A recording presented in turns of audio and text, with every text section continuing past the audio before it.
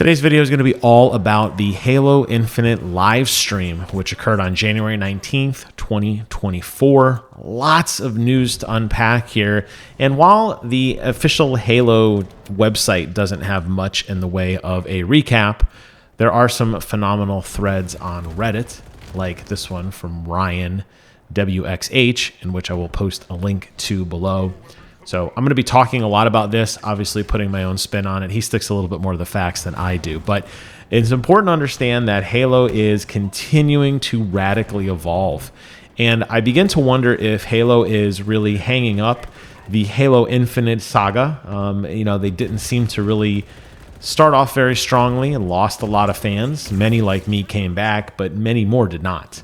So no matter what they seem to do, no matter how much they seem to invest in the game, it doesn't seem to be gaining massive amounts of traction. And in a world where everything has to be all about that bottom dollar and in a live stream service, if you're not making sales and you're not making meaningful progression in accumulating money, then the idea of a live stream or a live service rather fails.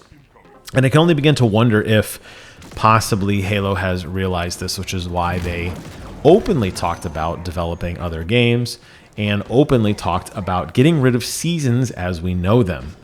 Now remember, Halo Infinite was supposed to be a 10-year plan back when Chris Lee was in charge. That's what they were advertising, that this was a foundational platform that's going to expand and evolve as time goes on. We've seen nothing but disappointments there. We knew their GUI was messed up from early on. Their netcode was so messed up, they reverted back to Halo 5 netcode.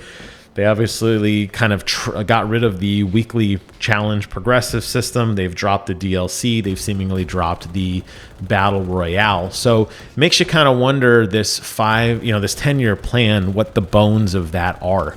And it's hard to say, but I can tell you what they did say, and then you be the judge and you tell me if you think that Halo is potentially turning a corner and beginning to abandon Infinite.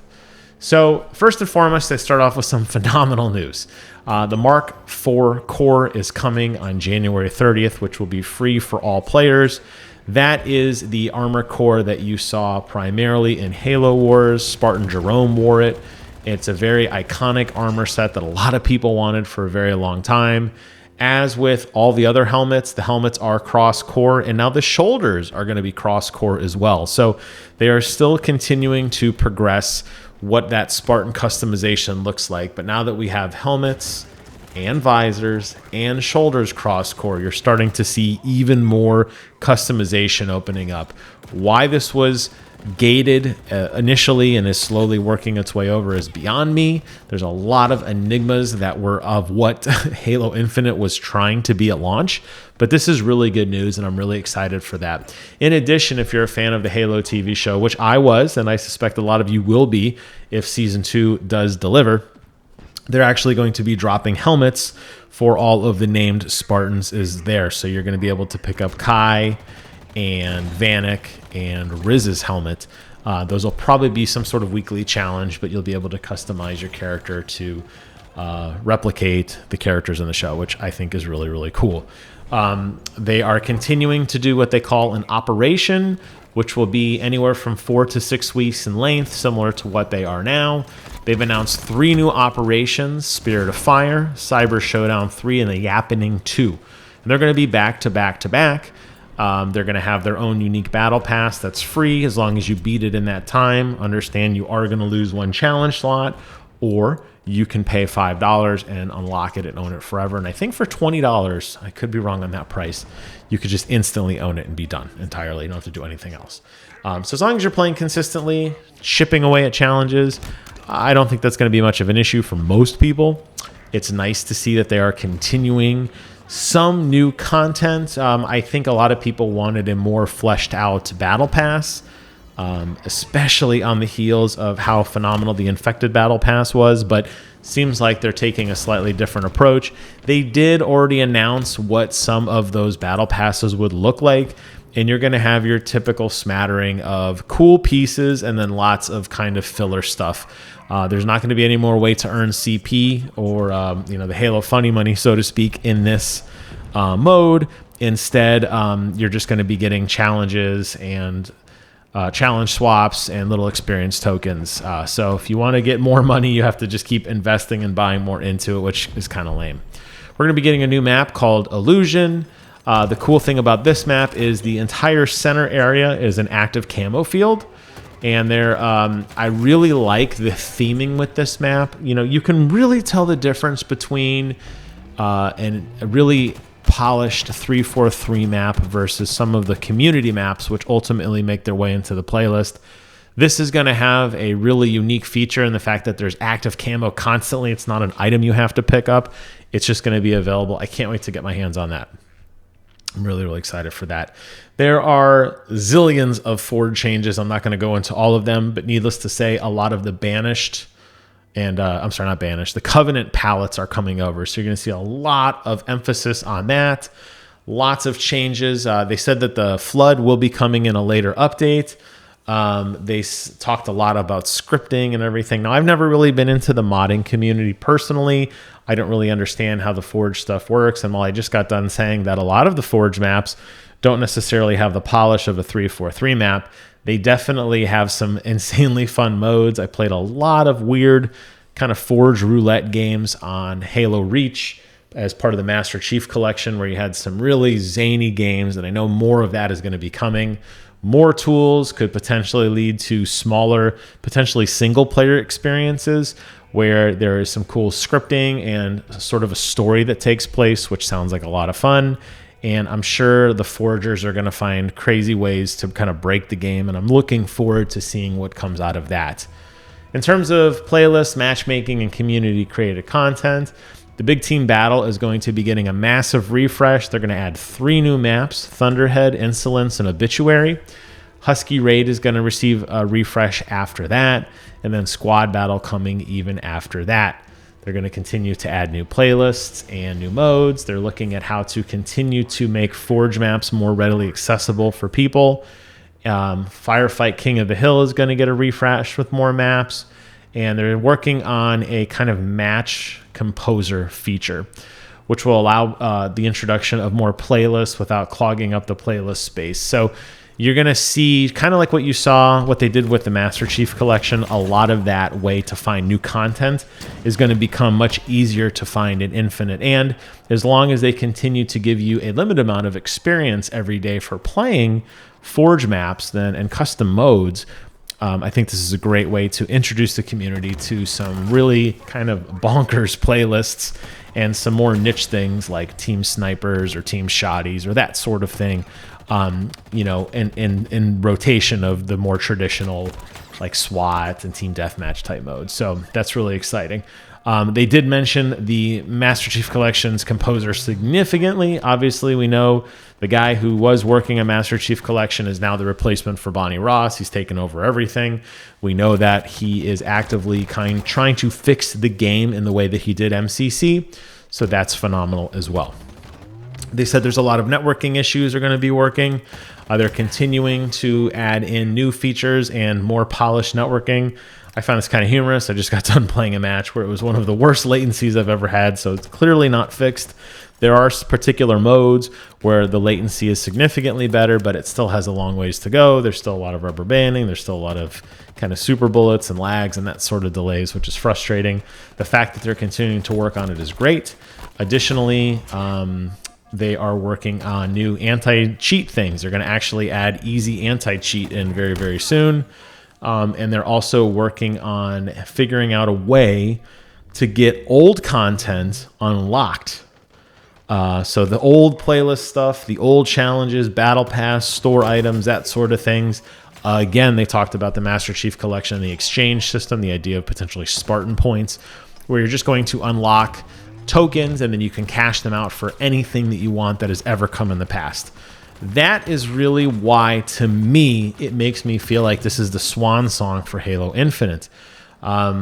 Sketch specifically said that teams are working on future projects in relation to Halo, and that the Microsoft career page is doing a massive hire to get more people on board.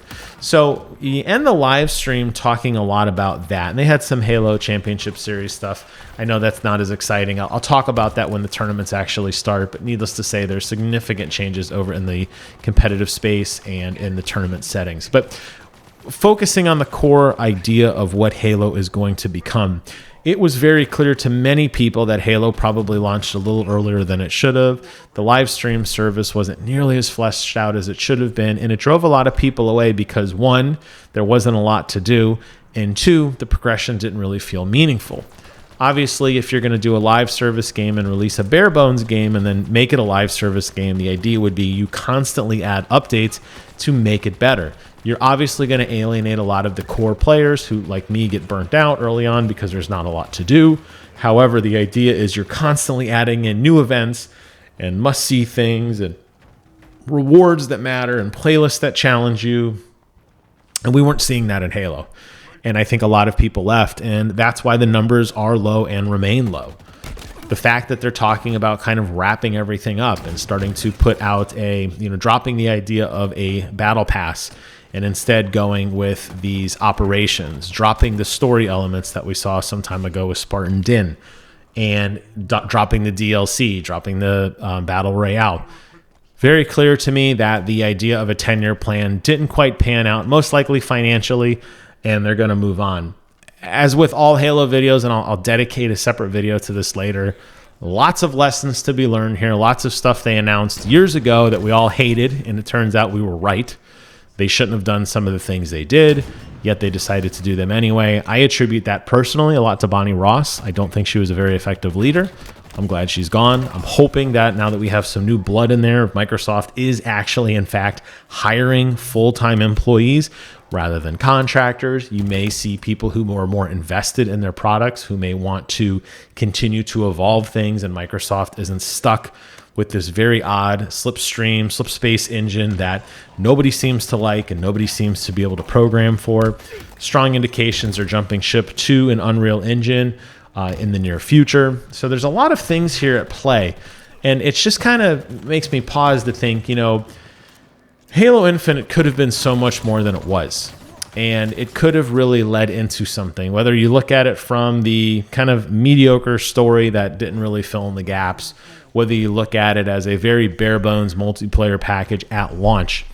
The game is much better now than it was. There's a lot of things that have been added. It's just nobody's around to enjoy them because everybody said, oh, yeah, Halo's no good.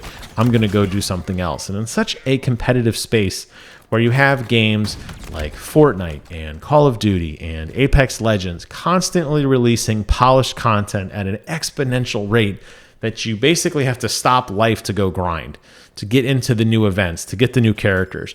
And you have a game like Halo that's celebrating that you can now put any shoulders on your character. Well, it's just hard to make a comparison between those two. And it's hard to kind of look at what Halo was versus what another game was and say, oh yeah, okay, like we're definitely on the right track. And as great as the nostalgia is, and as great as some of the new changes that have come, it's just hard to break back into that space. So 343 is probably right in thinking it's time to quote unquote cut losses on what Halo Infinite was, get that name out of people's mouth, put a new game and a new experience in place. If anything, I hope they learn that live services are not the way to go, that Halo needs to be a fully released package at launch, and it will maintain significantly more fan base and players. Look no further than the original Halo days to see that that is true. But I want to hear from you guys. Do you agree with me? Do you think Halo is on its last legs? Is anybody even around to care that Halo is on its last legs? That might be a telling indication of itself. I'm happy this team has found its stride. I wish it came earlier than, multiple years and multiple mediocre battle passes. It took really 4 or 5 seasons to get the game into a really nice fleshed out package with tons of game modes and customization and progression systems and rewards that mattered and progression. There's so many things now the game had that it didn't have before, and it's just so frustrating to me to see a missed opportunity like Halo. Seems like the fan base largely agrees with me, but I want to hear from you guys in the comments below. Thank you all so much for watching. Take care of yourselves, and until next time, I will see you guys on the other side.